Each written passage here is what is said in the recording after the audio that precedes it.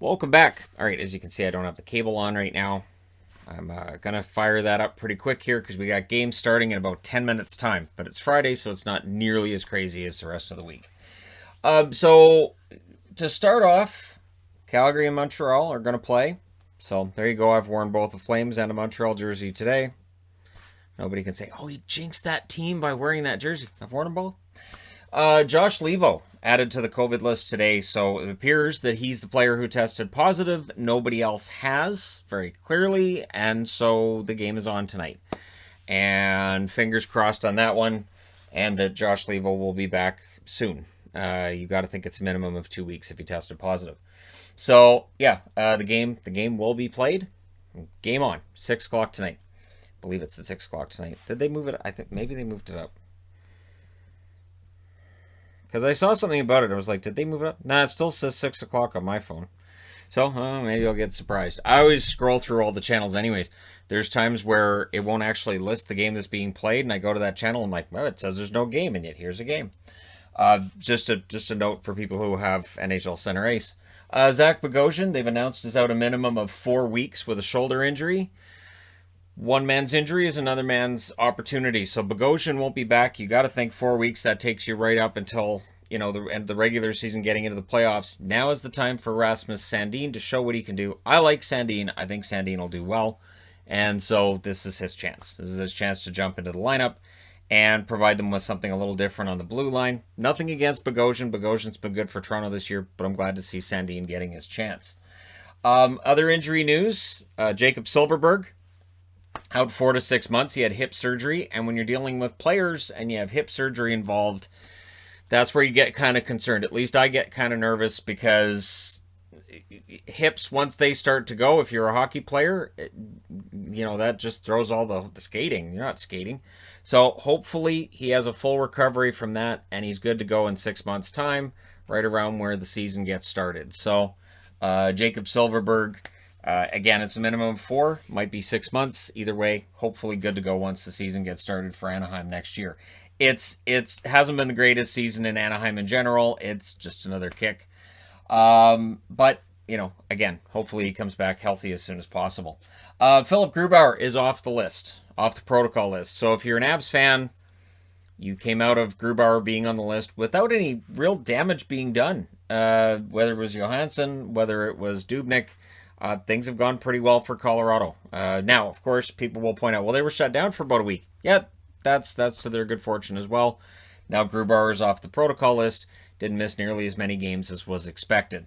So, and being off the list doesn't necessarily mean he plays in the next game. He could, but we'll see what happens, right? Speaking of seeing what's going to happen, the Dallas Stars, who their season is hanging by a thread, and I know there's people going to say, well, they've still got games down in Nashville. Yes, but they have to finish ahead of Nashville. They don't have a wins tiebreaker on anybody. So for them, getting Tyler Seguin back would be huge. Rick Bowness is hoping Tyler Seguin comes back next week. Even if Seguin is not, the heroic Tyler Seguin he has been at his best, he can really solidify them down the middle. It's like last year's run to the Stanley Cup final. There was a lot of, well, Seguin doesn't have anything to do with this. Look at the points from Seguin. Well, if you just look at the points, yeah, but Seguin was very important to the Dallas Stars and played an important role. He was back checking. He was playing the defensive side of the puck. It was weird. He was actually really useful as a two-way forward in those playoffs, and he did play a role in them getting to the Stanley Cup final. Did they want more points and goals from him? Absolutely. But was he useless? No. So if Seguin comes back, even if the offense isn't where you'd want it to be, that is important to have in your lineup. An experienced, solid, at the very worst, number 2 center. And at the very best, he's a number 1 center, and we'll see how that works out with him back in the lineup. And I do think they've missed him. Speaking of players being missed, the Chicago Blackhawks, who've been without Jonathan Toews all season, that will be until the end of the year. All we really know about Toews is that he's been fatigued, and he was being looked at by doctors, and he's just felt really run down, and he's just not been himself. And so he's hoping to return to start next season. He feels that he's getting better, but it's just been this mysterious. And of course, the longer that it's mysterious and it's out there, the more there's going to be rampant rumors about what's really wrong, what's really going on, what is it. So hopefully Jonathan Taves comes back and he's okay in the fall. The one thing with that, though, too, is when a player misses an entire season and they're in their 30s, I do start to think they may not come back. So that's always in the back of my mind that he missed an entire year. He's over the age of 30. Him coming back is probably the thing is normally that's an injury like a shoulder, knee, something, he's out the whole year. In this case, it's nebulous. We're not quite sure. So hopefully he comes back and he's 100% in the fall. And we'll see what happens with the Chicago Blackhawks in the offseason and what kind of team he's coming back to. And there's a question being asked on TSN. I'm going to throw it here because I think it goes further than this. So the Leafs and the Jets coming out of last night's game. Paul Maurice talking a little bit about the Leafs and the conversation. Oh, are the Leafs a dirty team? No.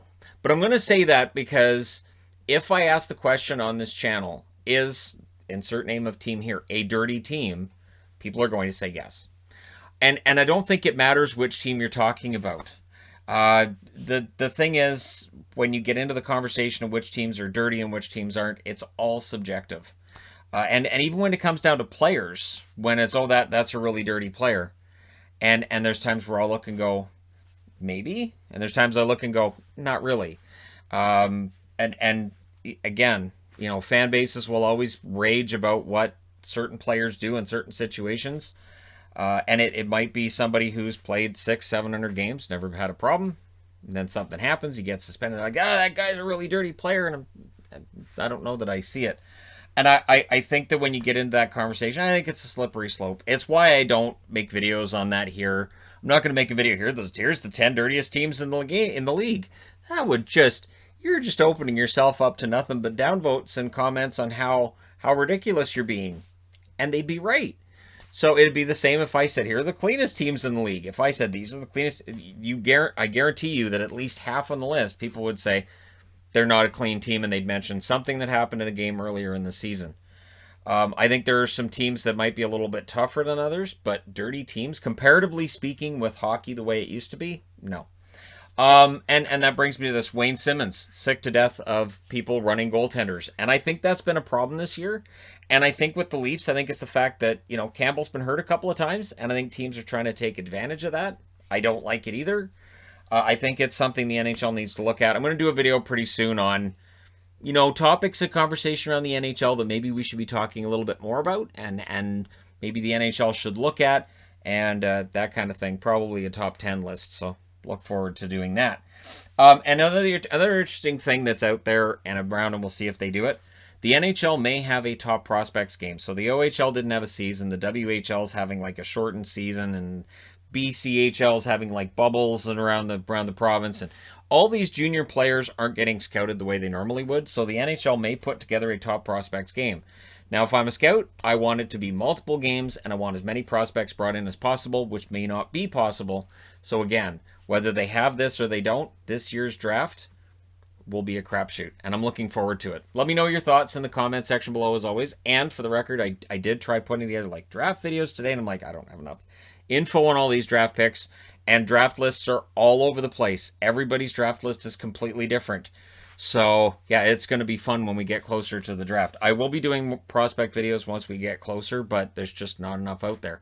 So yeah, let me know your thoughts in the comment section below, as always. Don't forget to hit like and subscribe if you're browsing your way through. You just happened upon this video. Thank you guys so much for watching, for all your support, and enjoy the hockey tonight. I'll talk to you again soon.